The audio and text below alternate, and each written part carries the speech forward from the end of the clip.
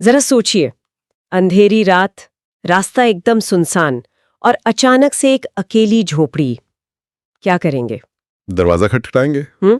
मुश्किल सवाल है। हाँ, तो हमारे स्रोत में कहानी का वो हिस्सा है जहां विक्रम नाम का एक थकाहारा मुसाफिर ठीक यही करता है। उसे रात गुजारनी है, पनाह चाहिए जी। और उसे वो झोपड़ी दिखती है। वो दरवाजा खटखटाता है और अंदर से उसे मिलती है एक मुस्कान, एक स्वागत।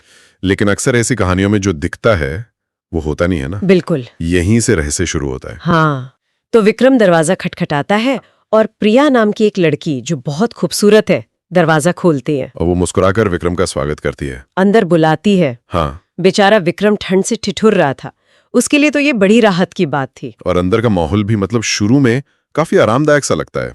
आग जल रही है, गर्माहट है। एक थके हुए यात्री को और क्या चाहिए भला। सही बात है।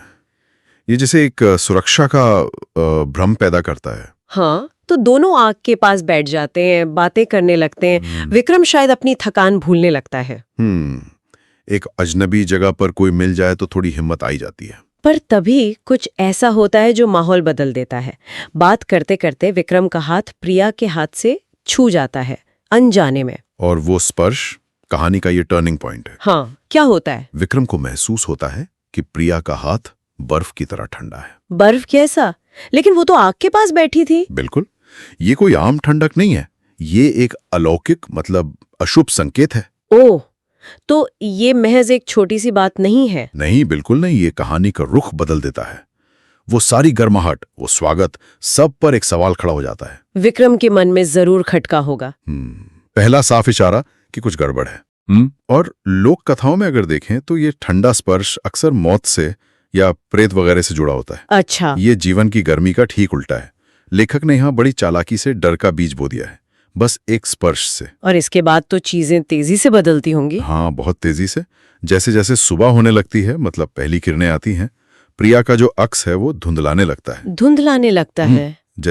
जैसे हवा में घुल रही हो। हाँ, वो धीरे धीरे गायब होने लगती है। बाप रे, ये देखना विक्रम के लिए कितना भयानक रहा होगा। हाँ, और ये भी लोक कथाओं में मिलता है।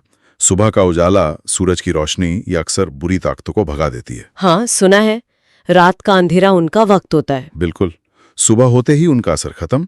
प्रिया का धुंधलाना यही दिखाता है। और कहानी में एक और चीज है, वो हंसी। हाँ, प्रिया के गायब होने के साथ ही एक अजीब सी, डरावनी, गूंजती हुई हंसी सुनाई देती है, जैसे वो मजाक उड़ा रही हो या चेतावनी दे रही हो। हाँ, शायद धोखे की हंसी, उस डर की हंसी जो उसने विक्रम के मन में भर दिया। अब कोई शक नहीं रहता कि वो क्या थी। वो हंसी डर को और पुख्ता कर देती है, मतलब वो शांति से गायब